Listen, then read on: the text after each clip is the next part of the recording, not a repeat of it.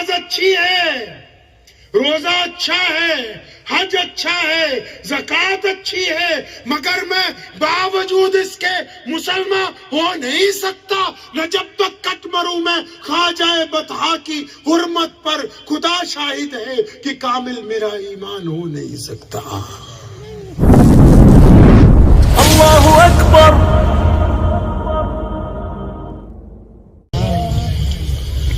مصعب بن عمیر ایک نوجوان ہے، بڑے گھرانے کا بیٹا ہے، ارب پتی آدمی کا پتر ہے، اتنا شوقین ہے کہ 200 درہم کا ایک سوٹ پہنتا ہے اور خوشبو ایسی لگاتا ہے کہ اس طرف سے گزر جائے لوگوں کو 1 گھنٹے تک پتا رہتا ہے کہ مصعب گیا تھا یہاں سے۔ اس خوبرو نوجوان کی ایک دن نبی علیہ السلام سے سامنا ہوا اور ایسا نورانی چہرہ دیکھا کہ پیارے پیغمبر علیہ السلام کے دستے حق کے اوپر کلمہ لا الہ الا اللہ محمد رسول اللہ پڑھ لیا۔ اب مصعب کے والد کا تو انتقال ہو گیا ہے، سارا بیوپار جو ہے اس کا چچا چلاتا ہے۔ اب یہ گھر پہنچے، چچا کو کسی نے انگلی لگا دی کہ بھائی تمہارا بھتیجا تو محمد رسول اللہ صلی اللہ علیہ وسلم کے پیچھے لگ گیا، نعوذ باللہ۔ اچھا، اب چچا نے اس کو اپنے آفس میں بلایا، بڑی لوگ ہیں، تو مصعب پتہ لگا تم نے ہمارے آبا و اجداد کا دین چھوڑ دیا، تم محمد رسول اللہ صلی اللہ علیہ وسلم کے ساتھ لگ گئے۔ مصعب نے کہا ہاں چچا سچ سنا ہے آپ نے، کچھ جھوٹ نہیں سنا اس میں۔ اب کیونکہ چچا پاور میں ہے، اب پاور والے لوگوں میں 2 باتیں ہوتی ہیں۔ ایک تو پاور والے لوگ ایسے ہوتے ہیں جو کہ خدا کا خوف دل میں رکھتے ہیں، چاہے وہ کوئی بھی دھرم کے ہو۔ ایک پاور والے لوگ ایسے ہوتے ہیں جو صرف اپنی طاقت پر یقین رکھتے ہیں۔ اب مصعب کے چچا کو صرف اپنے پیسے پر گھمنڈ ہے، اپنی طاقت پر گھمنڈ ہے۔ وہ مصعب کو دھمکی دینے لگا، مصعب تجھے پتا ہے میں اور تیرا باپ اکٹھے کاروبار کرتے ہیں، ساری جائیداد ہماری ہے، اب بھی کاروبار میں ہی دیکھتا ہوں، تو نئے نئے کپڑے پہنتا ہے، خوشبوئیں لگاتا ہے، دعوتیں اڑاتا ہے، تو نے تو آج تک کیا کچھ نہیں۔ اگر محمد الرسول اللہ صلی اللہ علیہ وسلم کی طرف جائے گا تو جائیداد میں سے کچھ بھی تجھے نہیں ملے گا۔ اب چچا یہ سمجھ رہا ہے کہ جیسے ہی جائیداد چھٹے گی مصعب گھٹنوں کے بل پہ آ جائے گا، مصعب معافی مانگے گا۔ اب مصعب بن عمیر رضی اللہ عنہ نے کیا کہا، چچا میں جن کے دستے حق پر ایمان لے کے آیا ہوں نا، جائیداد تو چھوٹی چیز ہے، میں تو ان کے نام پر اپنی جان بھی قربان کر سکتا ہوں، تو رکھ لے، تو ہی رکھ لے، ساری تو رکھ لے۔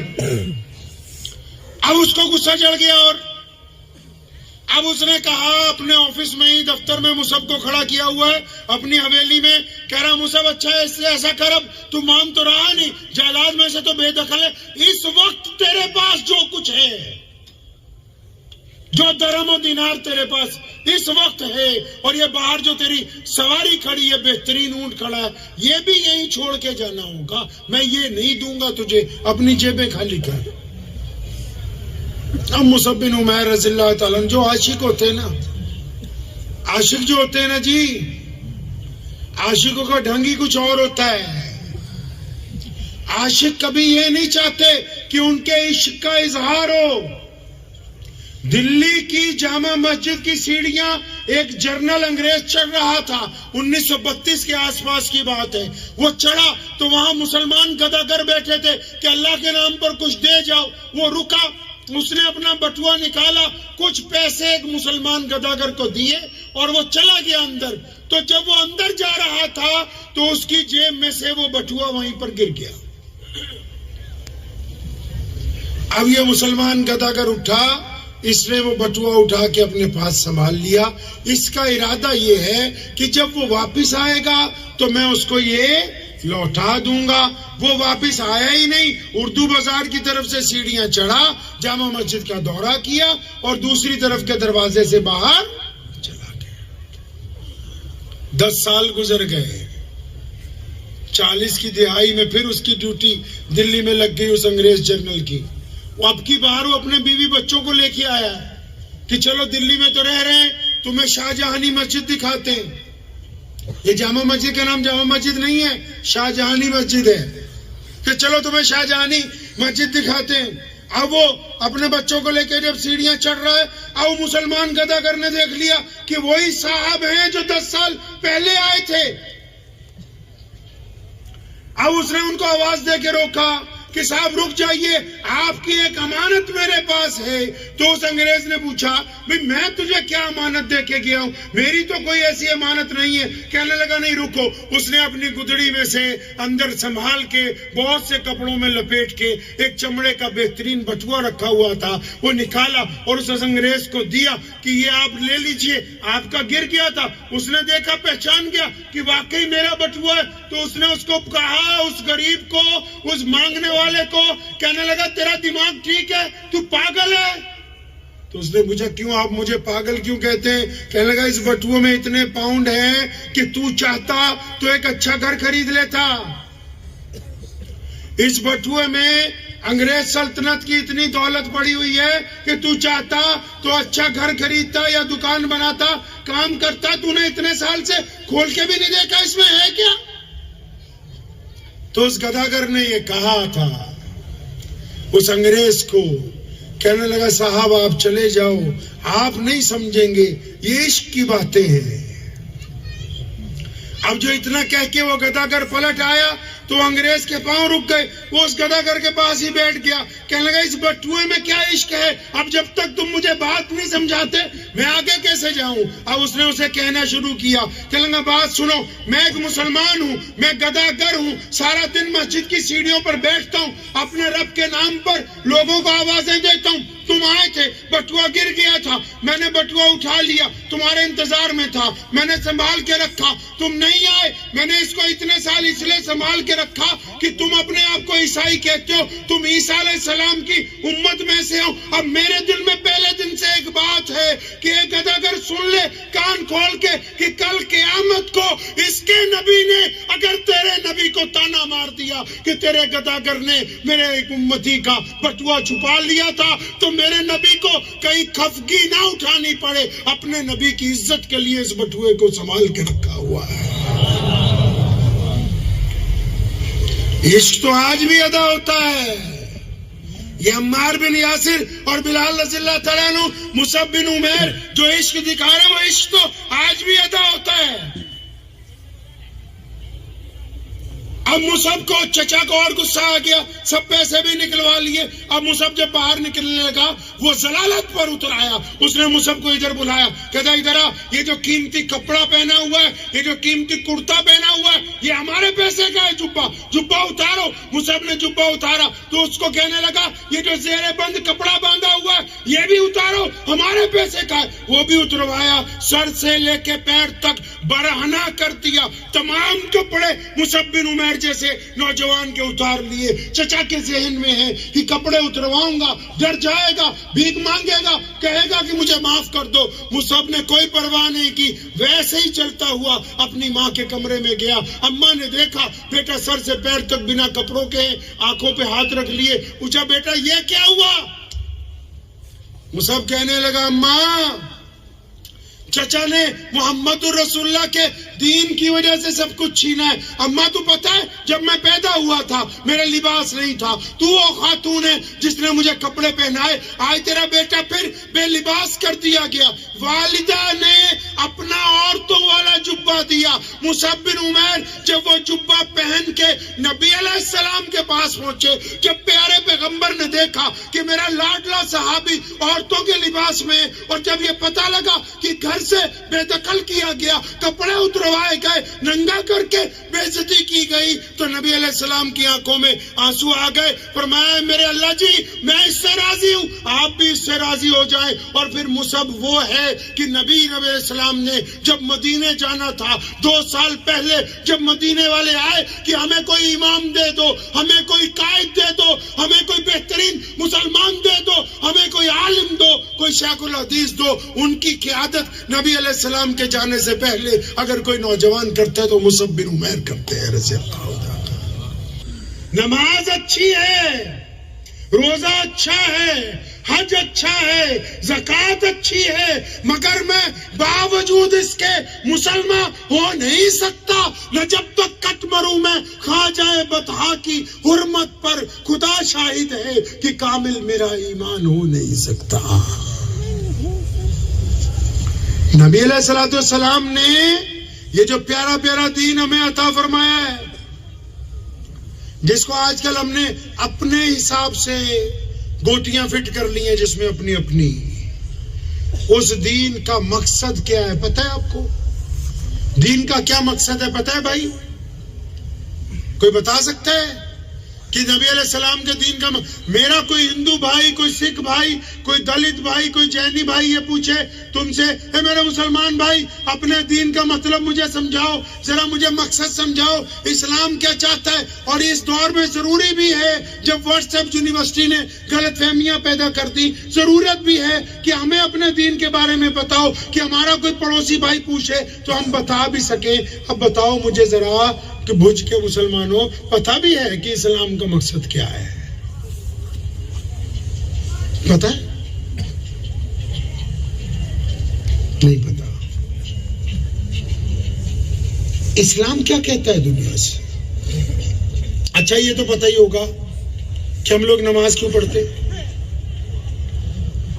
ارے نماز تو پڑھتے ہو نا سب لوگ، جو نہیں پڑھتے کو انشاءاللہ پڑھ لیں گے انشاءاللہ۔ بھائی یہ تو پتا ہے نا کہ نماز کیوں پڑھتے ہیں؟ پتا ہے کسی کو آپ میں سے نماز کیوں پڑھتے ہیں؟ کیا نام بیٹا تیرا؟ نماز کیوں پڑھتے ہیں؟ اللہ کو راضی کرنا۔ اور تم بھی اللہ کو راضی کرنا۔ آپ کیوں پڑھتے بھائی؟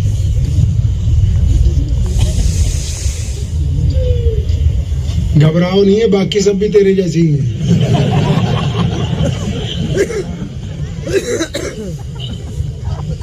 مولویوں کی تنخواہ تم خوب بڑھواؤ، نہیں تو معاملہ ختم ہے سر، یہ قورمے بریانی تک ہی رہ جائیں گے مزاج میں۔ ان کو تو بڑی سخت ضرورت ہے ابھی۔ اب دیکھو یہ بھی نہیں پتا کہ اسلام کا مقصد کیا ہے، اور یہ بھی نہیں پتا کہ نماز کو پڑھتے۔ پیچھے چلو اپنے نبی علیہ السلام کو، اگر اسلام کو جاننا ہے سنو ایک چھوٹا سا نقطہ آپ کو بتا کے جاؤں۔ اگر آپ یہ چاہتے ہیں کہ آپ کو دین اچھی طرح سمجھ آئے تو نبی علیہ السلام کی پیدائش سے لے کر سیرت النبی علیہ السلام سننی ہے، پڑھنی ہے، پڑھوانی ہے۔ اب جب سیرت النبی علیہ السلام جب چلے گی تو اس میں نبی علیہ السلام پر پہلی وحی کے واقعات بھی نظر آئیں گے، قرآن بھی نظر آئے گا، سنتیں بھی نظر آئیں گی، گھر بھی نظر آئے گا، کاروبار بھی نظر آئے گا، تفسیر بھی نظر آئے گی، حدیث بھی نظر آئے گی، عشق بھی نظر آئے گا، چلنا بھی نظر آئے گا، ہجرت بھی نظر آئے گی، کھیتی بھی نظر آئے گی، کھلیان بھی نظر آئیں گے، بدر بھی نظر آئے گی، احد کا میدان بھی نظر آئے گا، عمرے بھی نظر آئیں گے، حجۃ الوداع بھی نظر آئے گا، امی کی محبت بھی نظر آئے گی، باپ کی حقیقت بھی نظر آئے گی، بھائیوں کا معاملہ بھی نظر آئے گا، چچا سے محبت بھی نظر آئے گی، یاری دوستی کے قصے بھی سنو گے۔ اگر سیرت نہیں پڑھو گے تو بس پھر پجامہ اوپر ہے تو جنت میں جاؤ گے، نیچے ہے تو جہنم میں جانے والے ہیں۔ کیونکہ کل دین نبی علیہ السلام کی محبت میں ہے، اور محبت وہ نہیں جو صرف زبان سے ادا ہو جائے، محبت جو کردار میں نظر آنی چاہیے، کردار میں محبت نظر آنی چاہیے۔ محبت تو آج بھی ادا ہوتی ہے جب کسی غیر کی بیٹی یا اپنی بیٹی یا کسی اور مذہب کی بیٹی سڑک سے گزرتی ہے اور ایک ایمان والا اس لیے آنکھیں نیچی کرتا ہے کہ میرے نبی نے کہا کہ غیر کی بٹیا کی طرف نہیں دیکھنا ہے، تو محبت تو آج بھی ادا ہوتی ہے محمد رسول اللہ کے ساتھ۔ جب کاروبار میں بندہ ٹھگی مارنے کا موقع ہو اور ٹھگی نہ مارے اس لیے کہ میرے نبی علیہ السلام نے کہا کہ کاروبار میں بے ایمانی نہیں کرنی، محبت تو اب بھی ادا ہوتی ہے۔ محبت تو اب بھی ادا ہوتی ہے کہ باپ کے مرنے کے بعد بہن کو اس کا حق دے دیا جائے۔ کون کہتا ہے محبت اب ادا ادا نہیں ہوتی.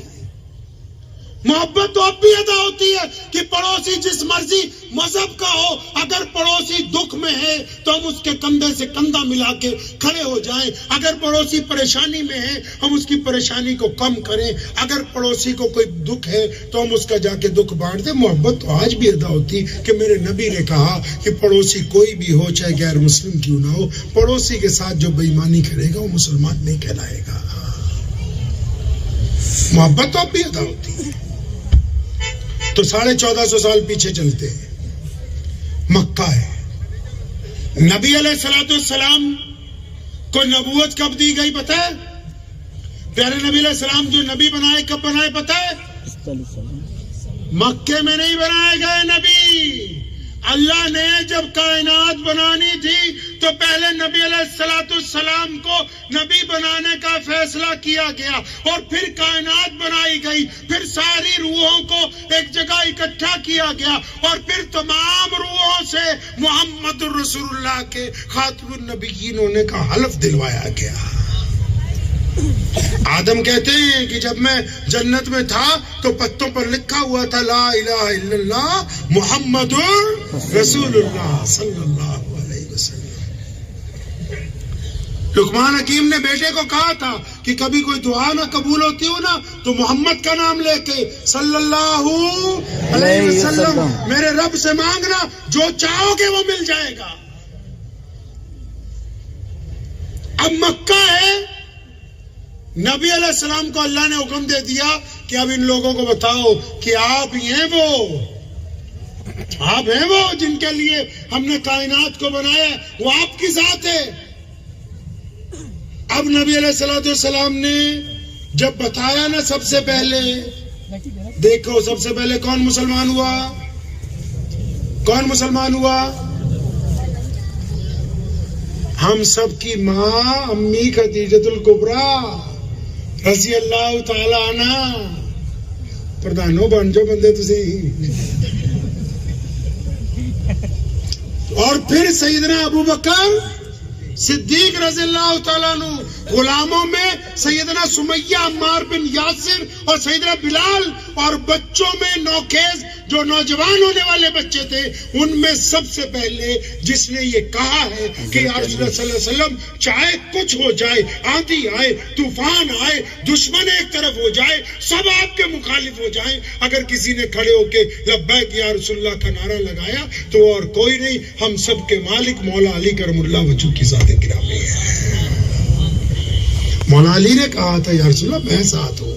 اور ایسے نہیں کہا، چھوٹے تھے نا تو اپنے پنجوں کے بل ایڑیاں اوپر اٹھائی اور دونوں ہاتھ ہوا میں اٹھا کے آواز ماری. جب سب رشتہ دار بیٹھ گئے، چپ ہو گئے. جب نبی علیہ السلام نے رشتہ داروں کو کہا کہ میرا ساتھ دو، اب یہ سارے رشتہ دار جب چپ ہو گئے، مولا علی رضی اللہ عنہ سب سے پیچھے تھے، پنجوں کے بل اٹھ کے کھڑے ہوئے. فرمایا یا رسول اللہ میں آپ کے ساتھ ہوں، یہ آئے یا نہ آئے میں آپ کے ساتھ رہوں گا. اب یہ جو 3 4 5 لوگ پہلے مسلمان ہوئے، انہوں نے بڑی قیمتی بات نبی علیہ السلام کو پوچھی کہ یا رسول اللہ صلی اللہ علیہ وسلم، ہم نے آپ کے کہنے پہ اللہ کو ایک مانا، ہم نے آپ کی نبوت کی گواہی دے دی ہے، اب کرنا کیا ہے؟ سن لو اس بات کو کان کھول کے، اور اسے بتانا ہے ساری دنیا کو. صحابہ نے پوچھا یا رسول اللہ کیا کرنا ہے اب؟ پیارے پیغمبر علیہ السلام نے 2 لفظوں میں دین سمجھایا.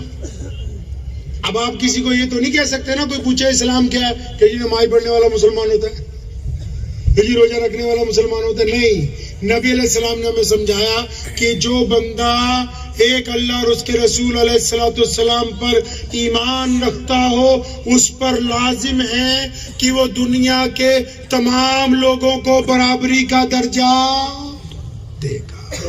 دیکھو کتنا خوبصورت پیغام ہے اسلام کا، 2 لفظی پیغام کہ اگر کوئی بندہ کلمہ پڑھے گا تو اس پہ کیا لازم ہے؟ وہ کسی کو غریب کو اپنے سے نیچے نہ سمجھے، کالے کو اپنے سے نیچے نہ سمجھے، کسی ان پڑھ کو اپنے سے. فرمایا اب میں آ گیا ہوں نا، محمد رسول اللہ نے فرمایا اب میں آ گیا ہوں، اب تمام انسان ایک برابر ہیں، کسی کو کسی کے اوپر کوئی فوقیت حاصل نہیں. اب یہ والی جو بات ہے نا، میں ذرا دیسی زبان میں آپ کو سمجھاتا ہوں. یہ والی بات معراج کی رات میں اللہ تعالیٰ سے ڈسکس کی گئی کہ اللہ مجھے تو ایسے بندے چاہیے جو لوگوں سے محبت کریں. اسلام کا مطلب سلامتی، سلامتی کا مطلب دوسرے کو سکون پہنچانا، دوسرے کو سکون کا مطلب میں مسلمان ہوں، وہ میرا ہندو بھائی ہے، وہ سکھ بھائی ہے، وہ جینی بھائی ہے، وہ دلت ہے، وہ اپنے مذہب کے رنگ میں، میں اپنے مذہب کے رنگ میں دوسرے مذہب والوں کو اپنے سے گھٹیا نہ سمجھوں، اپنے سے کمتر نہ سمجھوں. اسلام یہ کہتا ہے کہ دوسرے بندے کو تسلیم کرنا کہ وہ بھی اللہ کی مخلوق ہے، اللہ نے ان کو حقوق دیے ہیں. صرف اپنے ہی اپنوں کی بات کرنا اسلام کا نام نہیں ہے. محمد رسول اللہ نے سب کے لیے برابری کا حکم جاری فرمایا کہ آپ کسی کے اوپر، اور یہاں تک فرمایا کہ کسی ماں نے کوئی بچہ ایسا پیدا نہیں کیا جو آپ کہتے ہیں کہ اس کی برادری نیچی ہے یا یہ گھٹیا. نہیں، اللہ نے سارے انسان عزت والے بنائے، سارے انسان عزت والے. سیدنا سلمان فارسی رضی اللہ تعالیٰ عنہ کے متعلق ایک جگہ لکھا ہے کہ انہوں نے بلال رضی اللہ عنہ کو مذاق میں 100% مذاق میں ایک دن کہا، وہ کلمہ کے بیٹے کیا حال ہے؟ اب بلال کے دل پہ لگ گئی. اب سیدھا نبی علیہ السلام کے پاس، یا رسول اللہ مجھے سلمان نے اس طرح کہا. اب اللہ کے نبی علیہ السلام نے ان کو بلایا، جب ڈانٹا. بڑے جلیل القدر صحابی ہے، لاڈلے صحابی ہے. مسجد نبی سے باہر نکلے، اس وقت سڑکیں کچی ہوتی تھی، تپتی ہوئی ریت پر لیٹ گئے، اپنا گال اس پر لگایا. بلال کو آواز دی، بلال فرمایا میرے ایک چہرے پر پاؤں رکھ کے نکلو تاکہ میری غلطی کا اعادہ ہو جائے. اب بلال آگے بڑھتے، ان کو دونوں کندھوں سے اٹھاتے، ان کی آنکھوں میں آنسو ہیں. بلال بھی رو پڑے، فرمایا میرے بھائی سلمان اگر کوئی غلطی مان لے تو ایسا ہے جیسے اس نے غلطی کی نہ ہو. اب جب ہمارا جو دین ہے، ہمارا دین یہ کہتا ہے کہ کائنات کے تمام لوگ ایک برابر ہیں. کبھی مسجد ہے یہاں پر؟ مسجد میں جاتے ہو نا آپ، مسجد کو دھیان سے دیکھا کیسی ہوتی مسجد؟ دیکھا کبھی دھیان سے؟ مسجد نماز پڑھنے کے لیے نہیں بنائی، مسجد جماعت سے نماز پڑھنے کے لیے بنائی. نبی علیہ السلام نے فرمایا مسجد اس لیے تاکہ تم جماعت سے نماز پڑھو. یا رسول اللہ صلی اللہ علیہ وسلم جماعت سے کیسے؟ فرمایا کندھے سے کندھا جوڑ کے. سونے پیغمبر کو پوچھا یا رسول اللہ کندھے سے کندھا جوڑنے سے کیا ہوگا؟ فرمایا تمہارے دل آپس میں مل جائیں گے نا، تمہارے دل مل جائیں گے نا آپس میں.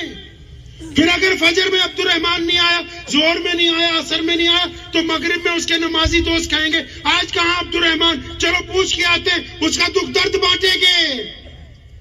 اب تو یہی پتا نہیں کہ مسجد بنائی کیوں ہے.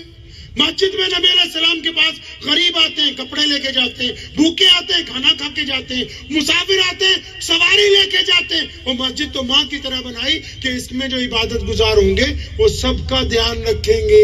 اب تو کہتے ہیں بس استنجا کرو، نماز پڑھو، اور سنت پڑھتی اے سی بند کر دیے جائیں گے تاکہ تم اپنے گھر چلے جاؤ.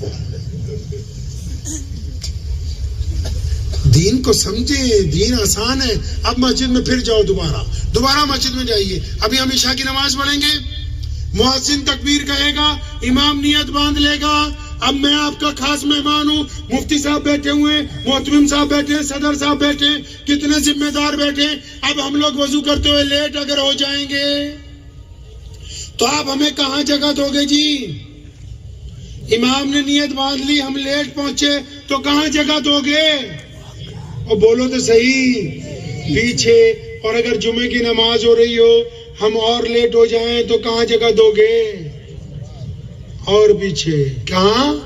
اور اگر ایک آدھی رکعت ہو گئی جمعے والے دن اور کوئی بڑا محدث آ جائے، شیخ الحدیث آ جائے، کوئی مسلمان آفیسر آ جائے، کوئی مسلمان وزیر آ جائے، کوئی مسلمان ارب پتی آ جائے، اب ادھر امام صاحب 1-2 رکعتیں پڑھا چکے تو اس نے کہاں نماز پڑھنی ہے؟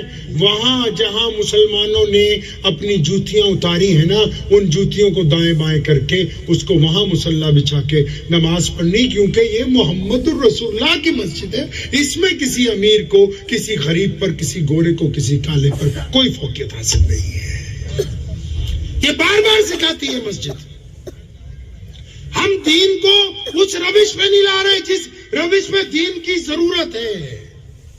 پلٹیں گے دین کی طرف نہیں، انشاءاللہ پلٹیں گے انشاءاللہ. مجھے امید ہے کہ آپ کو یہ ویڈیو پسند آئی ہوگی.